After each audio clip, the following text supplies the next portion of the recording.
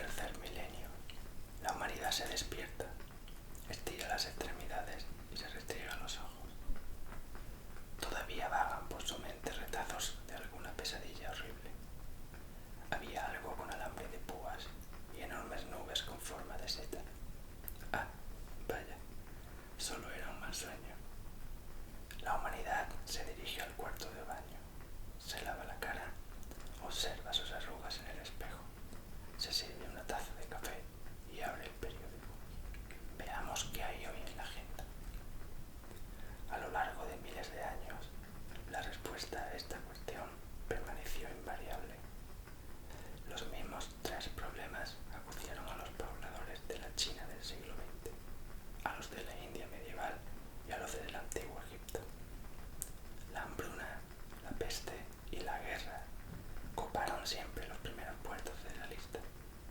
Generación tras generación, los seres humanos rezaron a todos los dioses, ángeles y santos, e inventaron innumerables utensilios, instituciones y sistemas sociales. Pero siguieron muriendo por millones a causa del hambre, las epidemias y la violencia.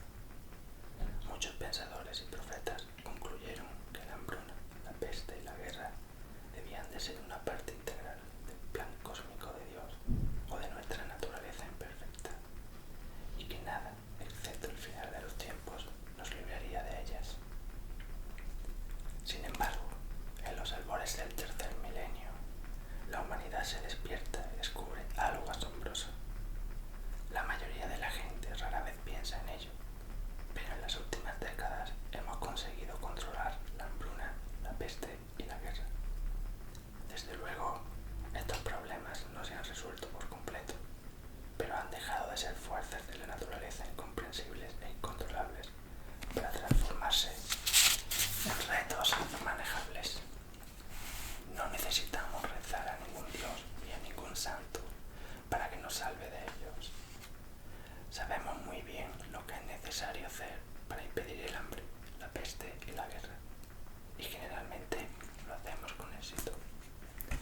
Es cierto, todavía hay fracasos notables, pero cuando nos enfrentamos a dichos fracasos, ya no nos encogemos de hombros y decimos, bueno, así es como funcionan las cosas en nuestro mundo imperfecto, o hágase la voluntad de Dios. Por el contrario, cuando el hambre, la peste o la guerra escapan de nuestro control, sospechamos que alguien debe de haberla fastidiado. Organizamos una comisión de investigación y nos prometemos que la siguiente vez lo haremos mejor. Y en verdad, funciona. De hecho, la incidencia de estas calamidades va disminuyendo. Por primera vez en la historia, hoy en día mueren más personas por comer demasiado que por comer demasiado poco, más por vejez que por una enfermedad infecciosa y más por suicidio que por asesinato a manos de la suma de soldados, terroristas y criminales. A principios del siglo XXI, el humano medio tiene más probabilidades de morir de un atracón en un McDonald's que a consecuencia de una sequía, el ébola o un ataque de Al-Qaeda.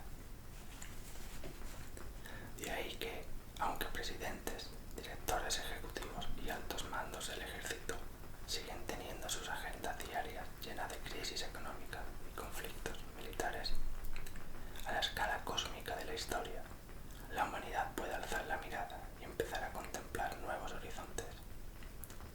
Si en verdad estamos poniendo bajo control el hambre, la peste y la guerra, ¿qué será lo que las reemplace en los primeros puestos de la agenda humana? Como bomberos en un mundo sin fuego, en el siglo XXI la humanidad necesita plantearse una pregunta sin precedentes. ¿Qué vamos a hacer con nosotros? En un mundo saludable, próspero y armonioso, que exigirá nuestra atención y nuestro ingenio. Esta pregunta se torna doblemente urgente, dado los inmensos nuevos poderes de la biotecnología y la tecnología de la información nos proporcionan. ¿Qué haremos con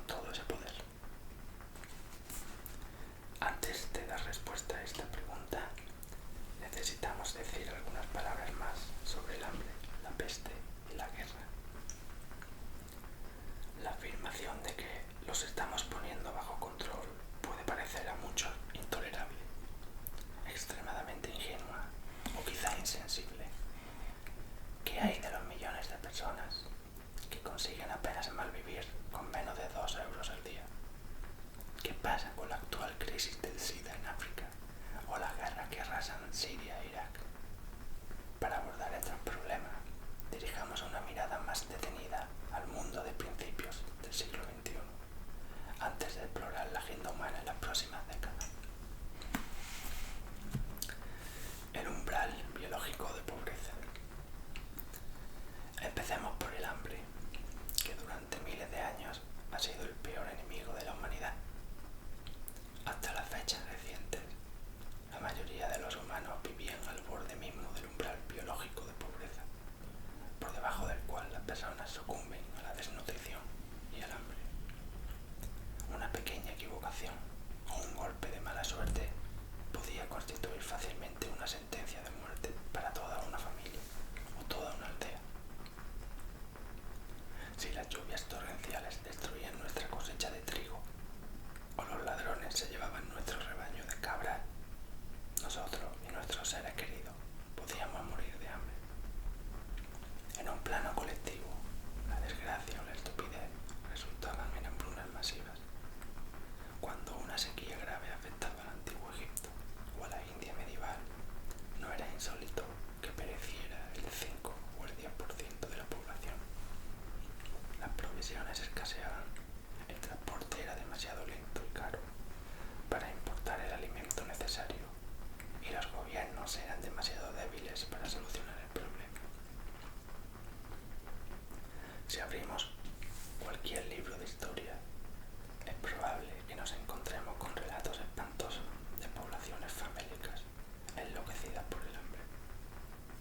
En abril de 1694, un funcionario francés de la ciudad de Beauvais describía el impacto de la hambruna y de los precios desorbitados de los alimentos, y decía que todo su distrito estaba lleno de un número infinito de almas pobres, debilitadas por el hambre y la miseria, que mueren de necesidad porque, al no tener trabajo ni ocupación, carecen de dinero para comprar pan. Para seguir con vida y aplacar un poco el hambre, esta pobre gente come cosas impuras, tales como gatos y la carne de caballos despellejados y tirados a los montones de estiércol. Otros consumen la sangre que emana de vacas y bueyes sacrificados y las vísceras que los cocineros arrojan a la calle. Otros desdichados comen ortigas y maleza, o raíces y hierbas que antes cuecen. Escenas similares tenían lugar en toda Francia. El mal tiempo había malogrado las cosechas en todo el reino los 2 años anteriores, de modo que en la primavera de 1694 los graneros estaban completamente vacíos. Los ricos cobraban precios exorbitados por cualquier alimento que conseguían acaparar, y los pobres morían en tropel. Unos 2,8 millones de franceses, el 15% de la población, murieron de hambre entre 1692 y 1694, mientras el rey Sol, Luis XIV, flirteaba con sus amantes en Versalles. Al año siguiente, 1695, la hambruna golpeó a Estonia y mató a la quinta parte de la población. En 1696 le tocó el turno a Finlandia, donde murió entre un cuarto y un tercio de la población. Escocia padeció una severa hambruna entre 1695 y 1698, y algunos distritos perdieron hasta el 20% de sus habitantes. Probablemente la mayoría de los lectores saben cómo se siente uno cuando no almuerza, cuando ayuna en alguna fiesta religiosa o cuando subsiste unos días con batida de hortalizas como parte de una nueva dieta milagrosa. Pero, ¿cómo se siente uno cuando no ha comido durante días y días y no tiene idea de cuándo conseguirá el siguiente bocado? En la actualidad, la mayor parte de la gente nunca ha vivido ese tormento insoportable. Nuestros antepasados lo conocieron demasiado bien. Cuando pedían a Dios, líbranos del hambre, esto era lo que pensaban. Durante los últimos 100 años, los avances tecnológicos, económicos y políticos han creado una red de seguridad cada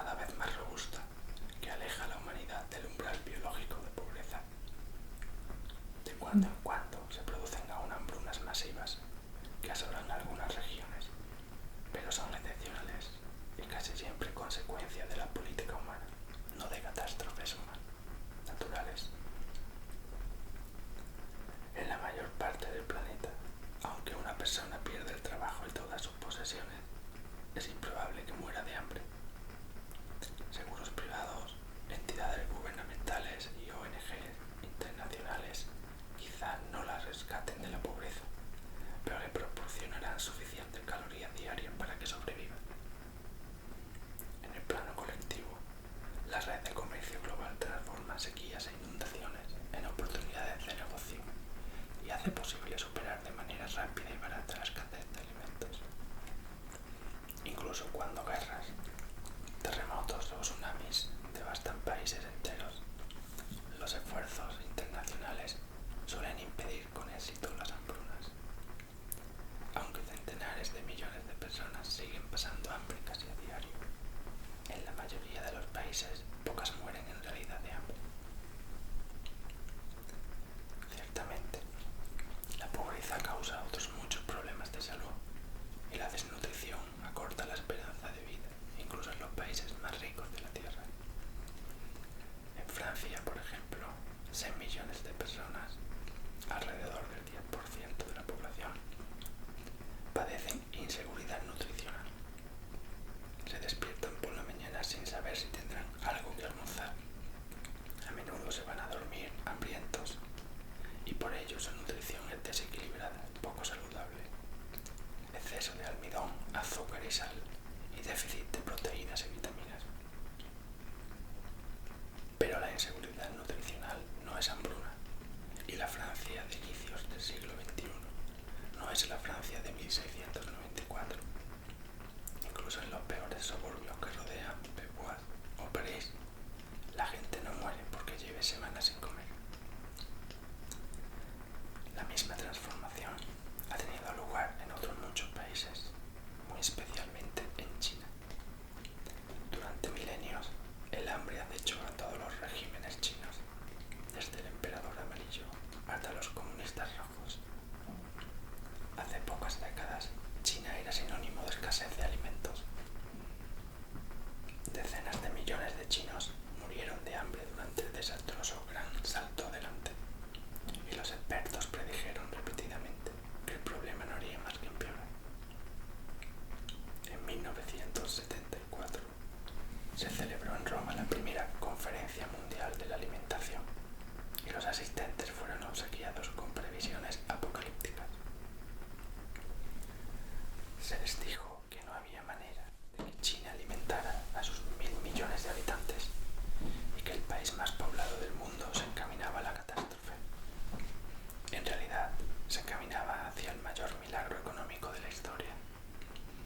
Desde 1974 se ha sacado de la pobreza a centenares de millones de chinos, y aunque todavía hay otros tantos que padecen muchas privaciones y desnutrición, por primera vez en su historia documentada, China está ahora libre de hambrunas.